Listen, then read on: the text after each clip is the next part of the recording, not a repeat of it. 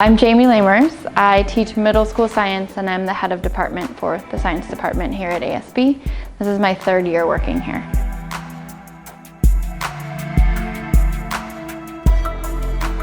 A few years ago we changed to use modeling curriculum. It's based off the Next Gen Science Standards, which really help to get kids to critically think and to go deeper into the science content. It does take us away from a textbook, which I think it can be a really difficult move for some schools, just knowing that, they can refer to a book or they have that in front of them. It's something tangible.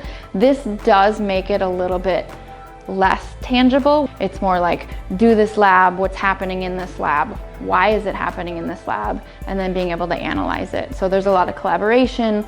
Like I said, there's a lot of critical thinking. So the students are really getting like a much deeper, more applicable version of science, so that when they leave from high school and go to university, they have a really solid foundation to get students ready for the 21st century and ready for just the jobs that will be available later. I think that this is the right move to get students those skills that you can just apply them in a different way instead of just memorizing facts and vocabulary about science.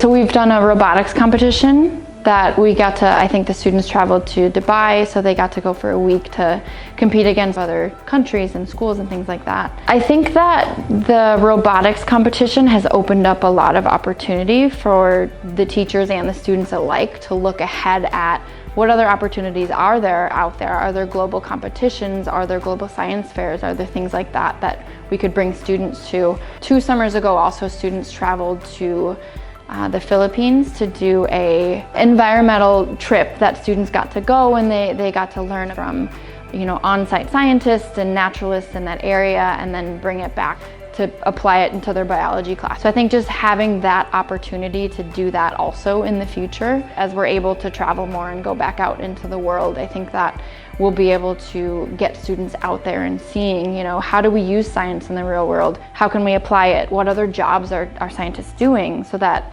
when somebody says, I want to major in science or I want to be a scientist, you can then narrow it down to something really specific because you've had this real world experience. So we're definitely looking in the future to what opportunities can we take advantage of, because they will be out there.